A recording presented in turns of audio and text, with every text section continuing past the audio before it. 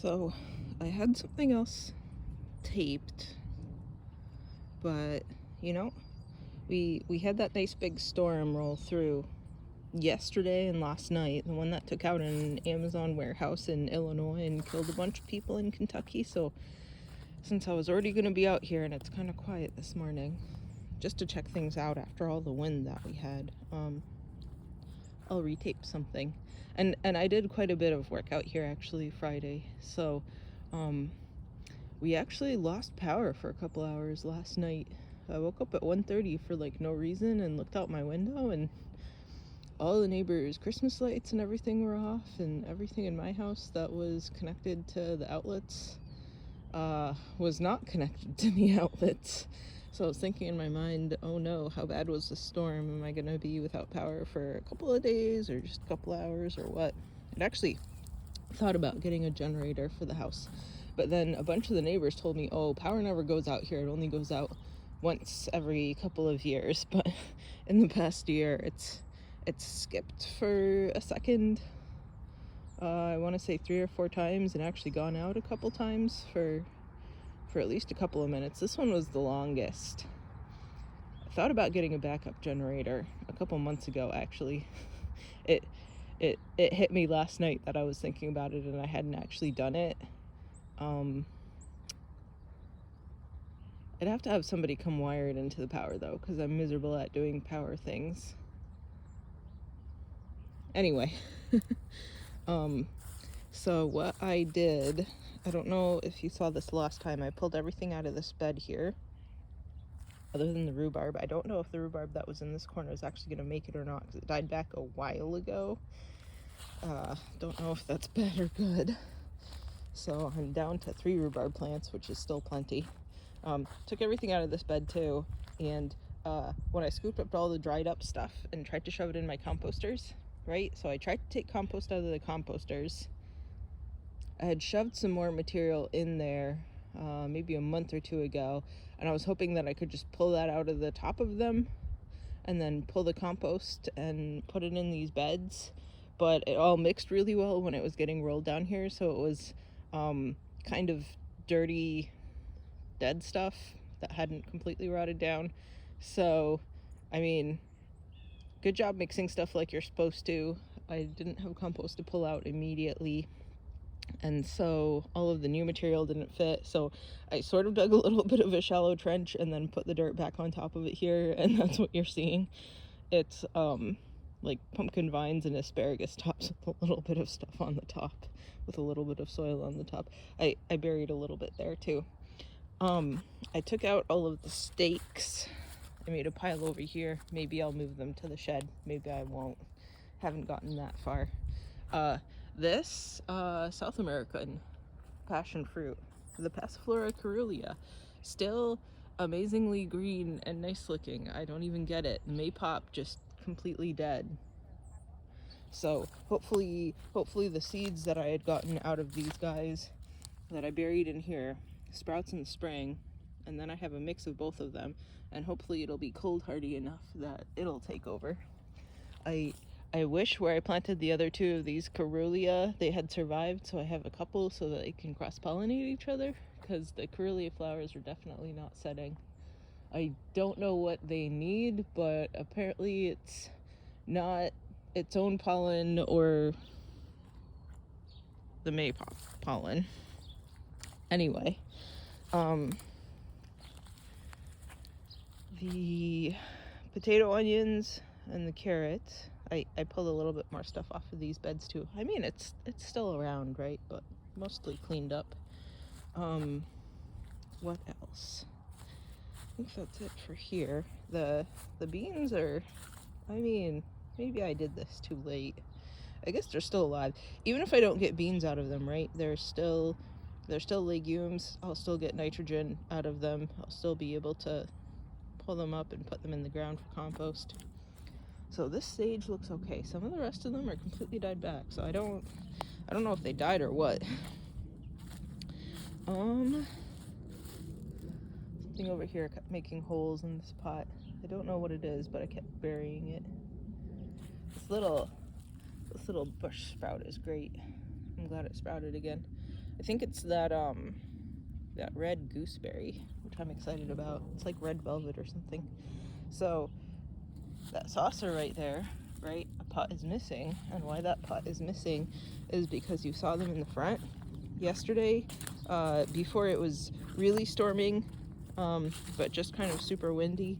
I went and repotted the seedling roses, the rosehip roses. So those are here.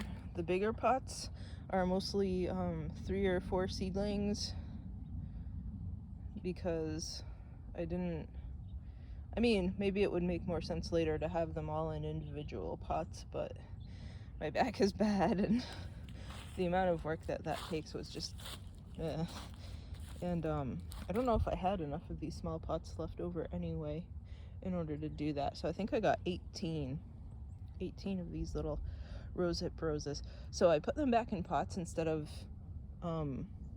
putting them out in the yard, because I couldn't actually decide where I wanted to put them out in the yard. So I don't know if I'm gonna put them along that fence line, because I think I plan on putting a lot of trees there, so they'd get shaded out. Maybe along the fence line, but then trees are gonna grow in there. Maybe along the flower blobs. Maybe along that fence line, but if those kiwis sprout, then I want them along that fence line. So once again, I have more plants than I have space for, even though I'm on kind of a big backyard. So while I'm planning stuff out, this pot, I did put some of those, oh, I guess it's Kyoto carrots and shiso in this pot. Man, I plant too much stuff. Anyway, if none of that comes up, even though I think I saw 1 carrot come up in here, then I'm going to put one of those new berry bushes in here. I'm definitely putting it in this one that's empty, except for 1 strawberry that escaped. Here's Alexander's and Good King Henry, and then Scarrett is in one of these too, so these are full. I guess this one's empty except for some strawberries. So 1, 2, 3, 4, right? Because I'm gonna plant a bush in with these saffron crocuses. So 4,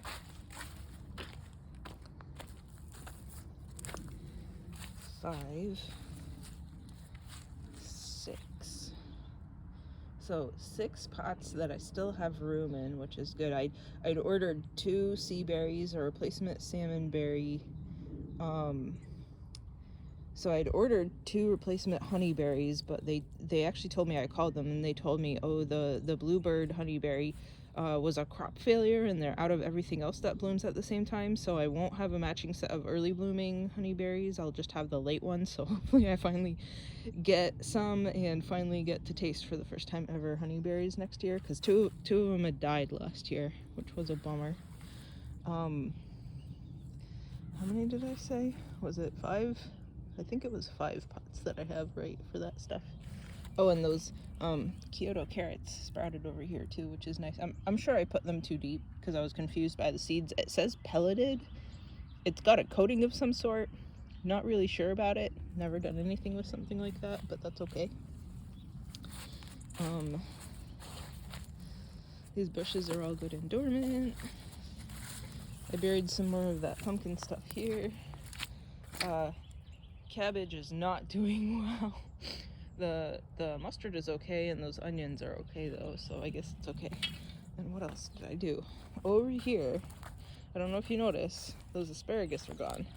So I didn't realize, but their roots reached all the way. Those were some big, huge, beefy asparagus, so I moved them to over here. I don't know if you can see them. Here's one, here's the other, and then this one. I don't know if I should have, but I tucked him in the corner and I spread his roots that way and then this way. And I don't know if that's enough room if he's just growing in the corner like that, but there's at least 3, maybe 4 other asparagus growing here, and I didn't want to massacre these radicchio yet because they look like they're still growing pretty okay. I guess I left my little trowel down here. So what I have left in here is these onions, and I accidentally pulled this one up. It looks okay. This one maybe I exposed a little, but this one's okay. He went untouched. I was hoping it would have rained more yesterday. Maybe it didn't, because this looks completely dry. But I did water these guys in after I moved them, and I did water the tops of the rose bushes over there a little bit right after I transplanted them. So hopefully they'll be okay. What else happened over here? Yeah, those Egyptian walking onions look okay. I don't think I disturbed any of them too much when I was moving those asparagus over here. So I guess this will just be like permanent perennial beds, which it's kind of what I wanted, right? Lots of asparagus here and then put peas in. Even though maybe the asparagus won't grow so much to shade out the peas early in the season, because I'll keep picking it. We'll see. So now I'm not sure if I want to put those white dandelions here or over there. And now I'm not even sure I want to put the cabbages out because they look so bad. I always have little visitors.